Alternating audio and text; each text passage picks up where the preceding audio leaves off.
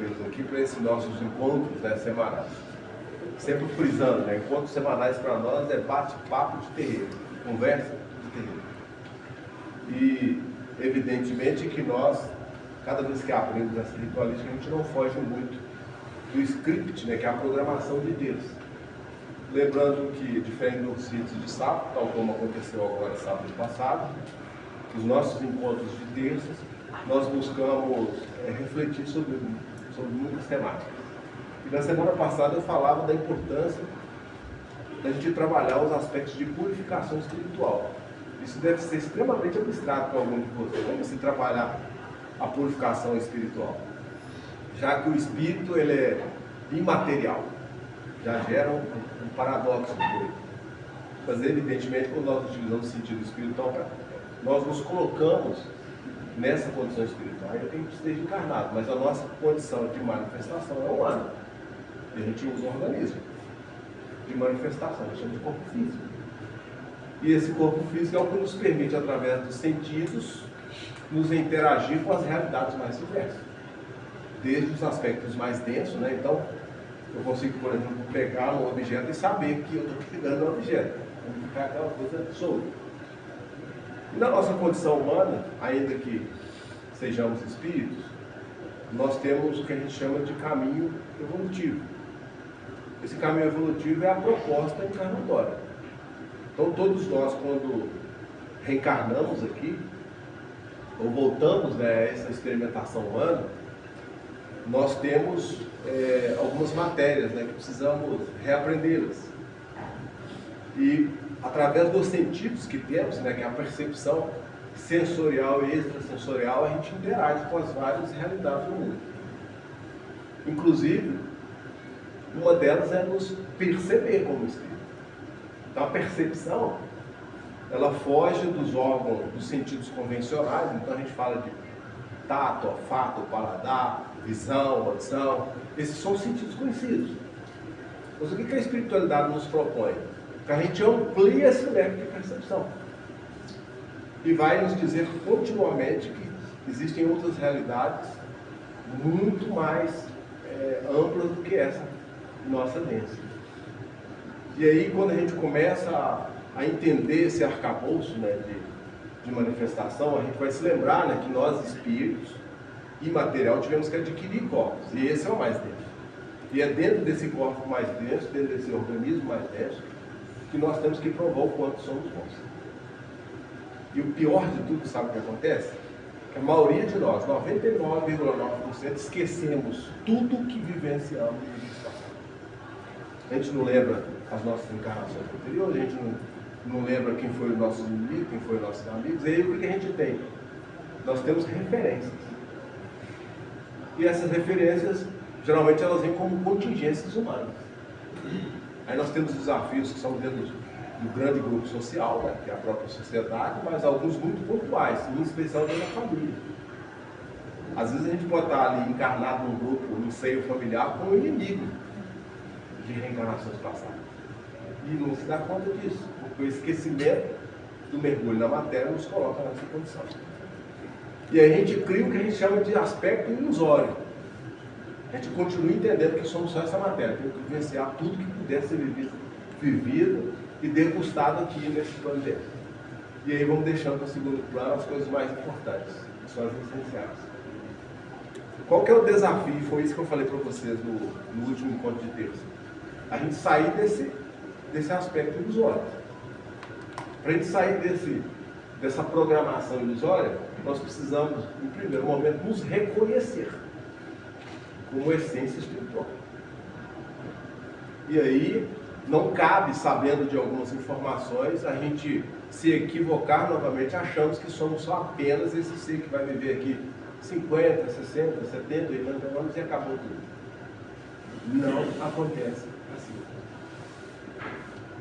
E quando nós começamos a interagir, a interiorizar essa verdade, a gente vai abrindo os horizontes de compreensão. E aí começamos a valorizar aspectos que até então, para nós, tinha pouca relevância. Mas aí você vai colocando em prática aquilo que, às vezes, são orientações especiais dos mentores, né? E a gente vai ver que as coisas vão melhorando, né? Essa vida boa que eu falei na semana passada, ela começa a ficar diferente. Você fala, pô, estou mais leve. Não estou explodindo com qualquer coisa. Não estou tão ganancioso assim pelas coisas aqui da terra. Né? Eu tinha vontade de comprar um carro que fosse top dos top. Agora não, um carrinho que me leva para onde eu quero. Você começa a entender essas coisas, que até então é difícil. Por quê? Porque nós ainda temos muito apegos. E o apego é o principal desafio para nós que estamos encarnando. Porque nós estamos embotados nos sentidos espirituais superiores. E desapegar não é fácil. Né? Veja que o fenômeno morte ainda nos incomoda muito. Né? Quando fala que alguém vai morrer, alguns tremem as pernas.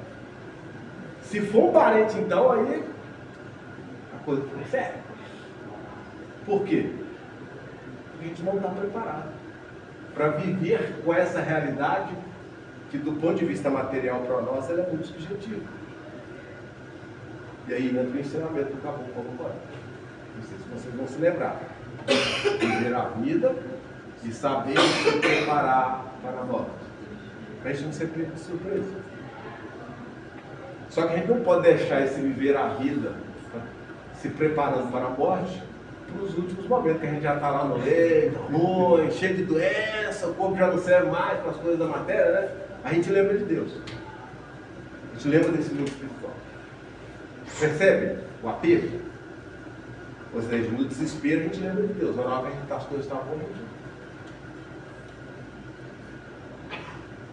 Então o primeiro desafio nosso é desapegar. E em especial desse corpo que nos serve de escafandro dentro do processo evolutivo. A gente tem que entender porque é uma ordem natural. Ele tem um período de durabilidade. Chega um momento que a gente não tem mais condição de avançar com o espírito utilizando dessa vestimenta. Se você está preparado, está tudo certo. Mas se não está, aí começa a coisa. Por que a espiritualidade vem continuamente nos ensinando? A gente precisa alargar esses horizontes de compreensão. Por isso, resumidamente, a frase do mentor dessa casa: viver a vida e saber se preparar para a morte. Aí sim, se a gente começar a compreender esse princípio, a gente começa a desfazer os aspectos ilusórios. Não precisa preocupar em adquirir tudo nessa existência. Começamos a entender que o nosso imediatismo para as coisas não é tão importante. Às vezes é preferível você andar um pouco mais lento, mas com segurança e objetividade, do que ficar correndo atrás de tudo, achando que o mundo vai acabar amanhã. Isso não nos leva a lugar nenhum. Pelo contrário, acaba desgastando esse organismo que temos, que tem que servir como casa espiritual enquanto estivermos aqui encarnados. Então, desfazer as ilusões é começar a reciclar esses saberes. E para isso acontecer, precisamos sair do trivial, do comum, e talvez buscarmos um ponto que talvez seja diferente da grande maioria. Às vezes eu brinco com vocês aqui, né? Vocês deixaram de assistir a novela lá do Programa pra cá, e fizeram uma escolha. Não estão lá assistindo o Big Brother, sabe que já acabou, né? Mas estão aqui. Não é? É lógico e evidente que eu estou brincando com vocês, mas a brincadeira tem um fundo de verdade. Quando nós começamos a fazer boas escolhas, isso a gente já aprendeu em muitas oportunidades aqui, a gente começa a selecionar o que de fato é importante e essencial para nós. E aí vamos saneando a vida. Olha que palavra bacana. Nós vamos saneando a vida. Vamos deixando aquilo que não acrescenta muita coisa. E vamos dando valor às coisas que realmente são produtivas.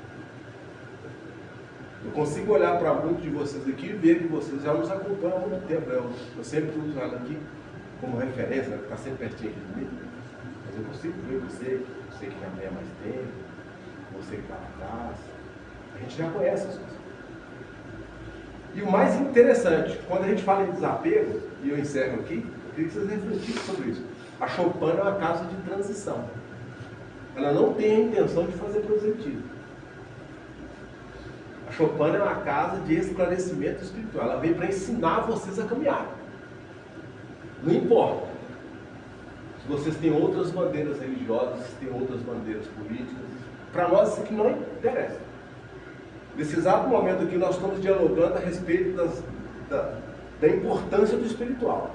E aí, independente de eu ser católico, de eu ser evangélico, de eu ser budista, de eu ser candomblessista, de eu ser hinduísta, de eu ser budista, isso pouco importa. Mas a informação ela é essencial. E o que eu vou fazer com ela aí vai depender de cada um de vocês. Então, o Pai Benedito, que é outra entidade dessa casa, é um dos mentores também de conselho, fala: Umbanda não se encarcera em parede. E aí eu vou reforçar para encerrar dizendo o que o caboclo fala. O grande terreiro não é esse aqui não. É a vida lá fora. Aprende aqui e aplica lá fora. Aí sim, vai ocorrendo. Tá bom, né, por hoje, né? Então vamos ritualizar? Axé, saravá. Axé.